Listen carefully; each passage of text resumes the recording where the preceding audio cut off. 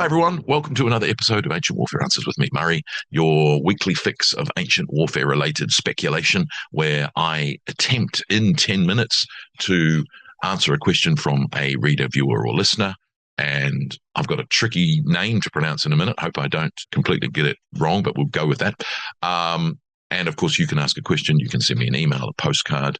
You can comment on a previous video, podcast, or Facebook, you can quote there. You can ask me a question. You can back us on Patreon, one of 3 different levels. Today's question, and I apologize if I get this wrong, I'm going to give it a red hot stab, is from Takogoni Kane Knu Kogo, and I'll just say Taco for short. I don't know. If I got it wrong, I apologize. They ask, one particular aspect of the triple acies that keeps bugging me is a question of frontline coverage. Let's assume Romans are forming for battle in 3 lines of infantry. Each line is 8 men deep. How the hell could they match the frontline length of their opponents having the same numbers of men who could just form one single line with the same 8 men depth and then envelop the open and unprotected flanks of Roman infantry? Indeed. And it's not just the Roman formation of the 3 lines where this becomes an issue.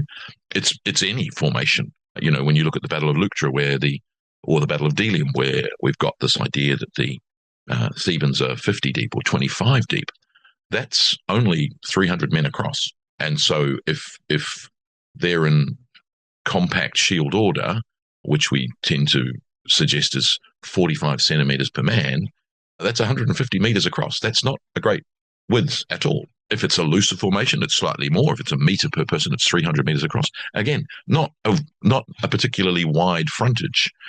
And so when you get into the Roman formations, similarly, the actual distance per man is not that much different. And again, you're looking at a much shorter frontage, less wide frontage. How do you ensure that your enemy don't envelop you? You've also got this interesting issue with the best description of it is the Battle of Mantinea in 418 BC, where Thucydides talks about the tendency of all hoplite phalanxes to veer to the right. We've talked about that before, and that what therefore happens is perhaps both armies going to the right, they miss each other, and only half the army ends up meeting your left wing and their left wing, and the 2 right wings are sort of, out in the open.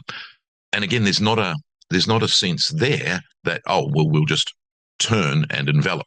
That does happen at the Battle of, is it the Battle of Nemea or Coronea, where there is a turn by the Spartans, and they roll up the line. But we'll get to that. The normal issue, of course, and this goes back to especially the battles of Alexander the Great, where his 40,000 men, his phalanx of only 9,000 men, is generally massively outnumbered by the Persians. And why don't they just envelop? And there's a couple of things. One is the idea that the battle is won and lost on the field of honor, fighting honorably. Therefore, don't encircle, don't envelop, fight face to face. And that's something that happens in later shield wall warfare too, where the idea of tactics is kind of thrown out and you fight face to face, and that's where the battle is decided. And, battlefield prowess, promachoi, and the first man, and all of that stuff is all about being in the shield wall, fighting in the shield wall against the enemy shield wall. Not, I got around him, I, enveloped him, and all of that. That comes in later warfare. And similarly, the idea of an increase in depth is a cheat, which is the accusation made against several armies. How dare you? But the reality is that one of the things about hoplite shield walls, and especially Alexander the Great's phalanx, you need to protect the flanks, and what troops are best to protect the flanks. The best protection of flanks is, of course, terrain. And there are several battles, such as Plutarch's description of the Battle of Marathon, where he talks about trees being felled on the plain of Marathon to protect the flank of the Athenian formation. And he's the only one who talks about that, probably because he's writing at a time where an envelopment would be a natural assumption by a Persian army that outnumbers the Greeks anywhere between 2 to 6 to 1, we think. Now, the interesting thing there becomes we don't have any troops at Marathon in the description to protect the flanks. Similarly, at the Battle of Delium, we don't have any protection of the flanks. All the light troops are sent home, and you just have the phalanxes fighting one another. But the Athenians outnumber and are wider than the Thebans, but they don't attempt to outflank them either. We get the discussion that on the left, the Athenians pushed back, and on the right, the Athenians are victorious. Now, in that sense, when you come to the battles of Alexander, you do get flank protection. And, even at the Battle of Mantinea, there seems to be the Athenian Hippaeus on the left flank of the Allied army seem to prevent the outflanking by the Allied Peloponnesian and Spartan army. It's not clear, but that seems to be what's happening.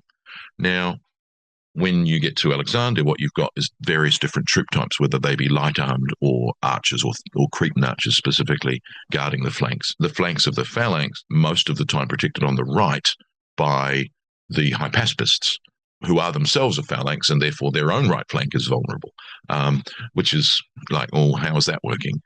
And so you get this idea that you need to protect the flanks. Going back to the Battle of Leuctra, I hope this is making sense, I'm not just ranting. When you go back to the Battle of Leuctra, where you get the echelon deployment, which again is problematic in the sources because Xenophon says it's an accident. Various different sources, Pausanias and Diodorus, give different versions of events. I think it's a deliberate tactic that if Epaminondas is putting his troops 50 deep on the left flank and forward of the rest of the army, and again, if they're 50 deep and there's 4,000 Thebans there, it's not particularly wide and not much meterage at all. But drawn away from that in echelon means that those remaining hoplites are protecting the flank of the Theban formation on their right by default. And so what you have happened in that battle is that the Thebans get to choose the point of which they decide the battle, which is on their left flank, attacking the Spartan king on their right flank. The rest of the Peloponnesian hoplites can't engage or attempt to envelop the right flank of that Theban formation because they are threatened, at least theoretically threatened, by the presence of the other troops on the right of the Thebans who don't engage, but who are there to engage if they need to, if any of the Spartans and the rest of their line attempt to attack the flank of the Thebans. So it's a kind of a standoff, if you like, and the battle's being fought at one point.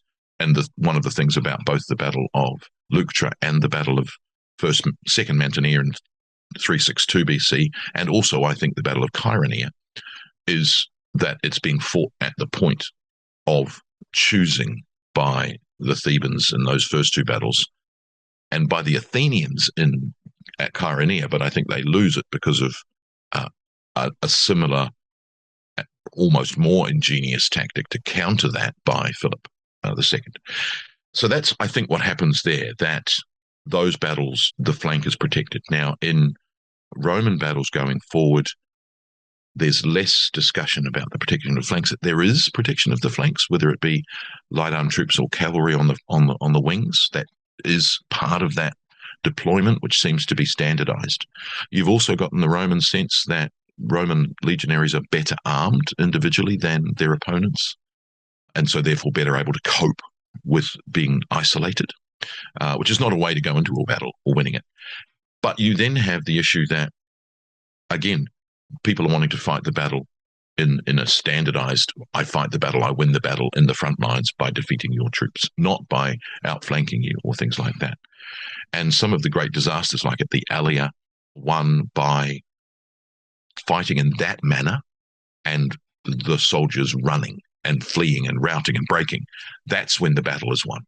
And again, Livy's famous phrase of "we've got to the Triarii" is the idea, of course, that the Romans aren't breaking. They are falling back as they're designed to, and they've got to the last line, which is when, it's really desperate, but still no one's run away. Whereas the Allia, they all run away, and that's the disaster.